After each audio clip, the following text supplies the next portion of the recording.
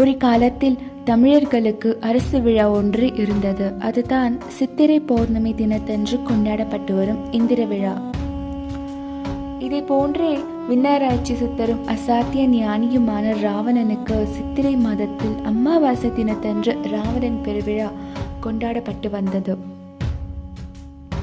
ஏறத்தாழ 2000 ஆண்டுகளாக ராவணன் இந்திரன் விழா கொண்டாடுவதை தமிழர்களால் கைவிடப்பட்டிருந்தது. இந்த விழா மறக்கடிக்கப்பட்டதற்கு முக்கிய காரணம் என்னவென்றால், ராவணன் என்ற அசாத்திய ஞானியின் ஆட்சியை காழ்ப்புற்று வீழ்த்த வந்த ராமனை இந்திரன் வீழ்த்தினார்.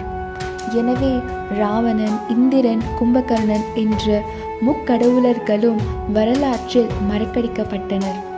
யூதர்களால் அவர்களின் உண்மை வரலாறும் மிக கேவலமாக சிதைக்கப்பட்டுள்ளது. இந்த விடயங்கள் எல்லாம் உண்மைதானா? இதற்கு ஏதேனும் ஆதாரங்கள் இருக்கிறதா என்று நினைப்பீர்கள்.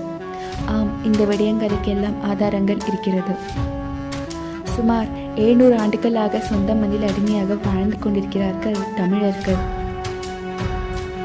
இதன் வெளிப்பாடு தான் 2009ஆம் ஆண்டில் நிகழ்ந்த தமிழின படுகொலை. அப்பொழுதுதான் தமிழர்களுக்கு புரிந்தது, வந்தாரை வாழ வைக்கும் தமிழர்கள் தன் சொந்த நிலத்திலேயே அடிமையாக வாழத் தொடங்கினார்கள் என்று. உலகின் மூத்த இனம், உலகிற்கு அனைத்தையும் அறவழியில் கற்றுக் கொடுத்த இனம் எப்படி வீழ்த்தப்பட்டது என்றும் அதற்கு காரணம் யார் என்றும் கண்டறிய வேண்டும் என்று சில தமிழின விடுதலைக்காக களம் இறங்கிய தமிழர்களில் ஒருவர்தான் ஆய்வறிஞர் முனைவர் திரு பாண்டியன் ஐயா அவர்கள்.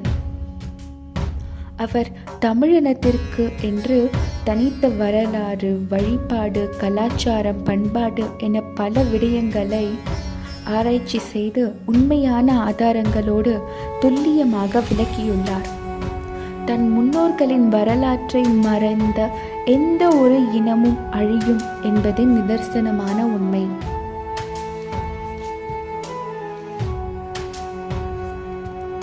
முனைவர் திரு பாண்டியன் ஐயா தமிழினத்திற்காகவும் உலக மானுடத்திற்காகவும் பல உண்மை வரலாற்றை மீட்டெடுத்துள்ளார். இதில் ராவணிய போரின் உண்மையான வரலாற்றையும் பல உண்மை ஆதாரங்களோடு விளக்கியுள்ளார். இந்த காணொளியை முழுமையாக பார்த்த என் மக்களுக்கு நன்றி.